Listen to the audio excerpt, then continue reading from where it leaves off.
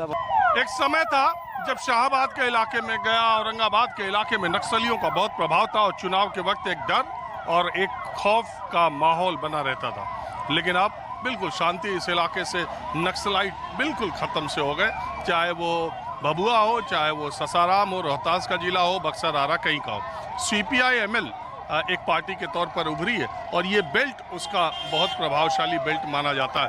मैं आपको दिखा रहा हूँ कि चुनाव के वक्त जो चुनाव से जुड़े अधिकारी हैं, SP, DM, पर्यवेक्षक, वो लगातार इस इलाके में पेट्रोलिंग कर रहे हैं।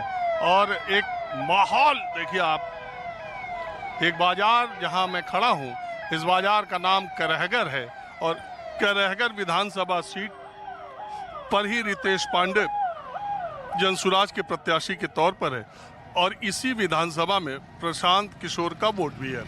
करहगर विधानसभा में कोनार बूथ पर मैं गया था, जहां आपने मुझे देखा, और अब मैं करहगर जो बाजार है जिसके नाम पर ये विधानसभा सीट है, वहां आया हूं एक पोलिंग बूथ के सामने। सिक्योरिटी फोर्सेस और इंतजामात आप देख ही रहे हैं।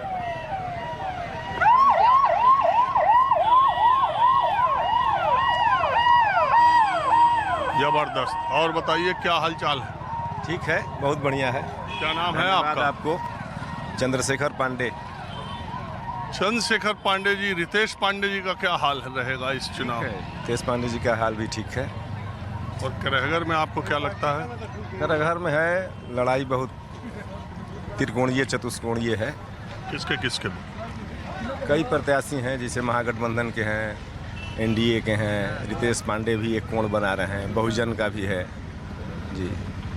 यानी यहाँ भी चतुष्कोणीय है। यूपी से सटे हुए जो विधानसभा क्षेत्र है उसमें कई सीटों पर बसपा का भी अच्छा प्रभाव रहता है। पिछली बार भी बसपा का यहाँ 47,000 वोट आया था। कौन है कैंडिडेट उनके? यहाँ उदय प्रताप चौधरी हैं, पूर्व मंत्री के बेटे हैं वो। तो करहगर खुद में प्रशांत किशोर की जनसुराज लड़ाई में है कि नहीं? ईमानदारी बताइए। दोपहर तक का वोट हो चुका, आधा समय बीत गया। अभी तो ऐसा कुछ माहौल नहीं दिख रहा है फाइट का। लड़ाई यहाँ NDA और महागठबंधन में भी होगा लास्ट में। और पूरे बिहार में आप क्या देख रहे हैं? पूरे बिहार में जैसे यहाँ ये शाहबाद रेंज में आ जाता है, ये हम लोगों का इलाका जो आरा जिला से प्रभावित होता है, तो यहाँ पे लगभग 1-2 सीट छोड़ के 29-30 सीट यहाँ महागठबंधन जीत गया था पिछली बार। 22 आती है, 20 जीत गया था। नहीं, 28-30 आती है, 28-29 जीत गया था। अच्छा, आप उसको भी जोड़ ले रहे हैं क्या? औरंगाबाद को भी। अच्छा, तो इधर सुपड़ा साफ था NDA का, चाहे किसी पार्टी का।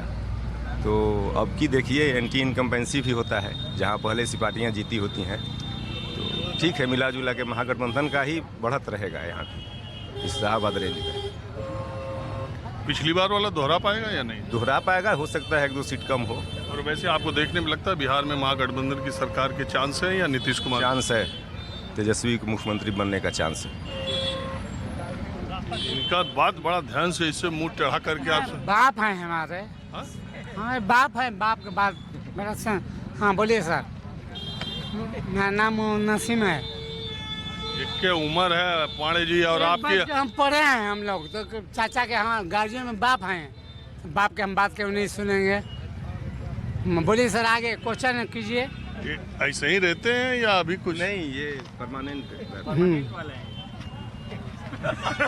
नेता तो उधर के सर की फील्ड में बाबा बस हो गया। तो कहने को बंदी है। हाँ, कहने को बंदी है। यही विकास है। चुनाव के दिन देखें, यही विकास है, ये सो कॉल्ड विकास है। अच्छा, और बताइए क्या माहौल लग रहा है आपके हिसाब से? आपका नाम क्या है? मेरा नाम मृत्युंजय पांडे है। मृत्युंजय जी बताइए। पांडे रितेश पांडे? ऐसा कुछ नहीं है, पांडे रितेश पांडे करने वाले लोग हैं और होना भी चाहिए, लेकिन हम लोग कुछ प्रोग्रेसिव पॉलिटिक्स के बारे में सोचते हैं। और प्रोग्रेसिव पॉलिटिक्स ये कहता है कि जो आपके यहाँ काम करे उसको ही वोट दीजिए। तो आपके यहाँ कौन काम कर रहा है? अभी वर्तमान विधायक जो है अच्छा काम कर रहे हैं बेचारे, बिना सरकार में रहते हुए 160+ रोड उन्होंने दिया है। कांग्रेस वाले विधानसभा के लिए 160+ रोड दिया इन्होंने। अरे उनका नाम भूल गया मैं। संतोष मिश्रा। संतोष मिश्रा। कुछ लोग कह रहे थे कि रितेश पांडे के चुनाव लड़ने की वजह से महागठबंधन के जो कांग्रेस के प्रत्याशी संतोष मिश्रा है उनके वोट बढ़ जाएंगे, आप मानते हैं? असर तो पड़ेगा, निश्चित असर पड़ेगा, लेकिन इतना भी नहीं पड़ेगा कि वो चुनाव हार जाए। मार्जिन कम हो सकता है। अच्छा, मैं कोनार गया था, मान लीजिए वो तो प्रशांत किशोर का गांव है, तो वहाँ पे ये करहगर क्या संतोष जी का गांव या उनका क्षेत्र? नहीं, वो यहाँ से 12-13 किलोमीटर दूर परसथुआ तिलौथू के पास, परसथुआ के पास के रहने वाले हैं। वो गांव होने से मतलब नहीं है, आप काम कितना करते हैं, आप किस तरह का पब्लिक डीलिंग आपकी कैसी है, उस पर डिपेंड करता है सब। पूरे बिहार में आपको क्या लगता है? बिहार में sir neck to neck fight है सारे सीटों पे। हम मतलब ये नहीं कह सकता कोई फ्लोफुली कि हाँ ये निकल रहा है या वो हार रहा है। नेक टू नेक फाइट सभी जगह है। जो पिछली बार वाली स्थिति थी संभवतः वही स्थिति अभी भी रहने वाली है। चलिए अब थोड़ा मैं दूसरी तरफ चलता हूँ।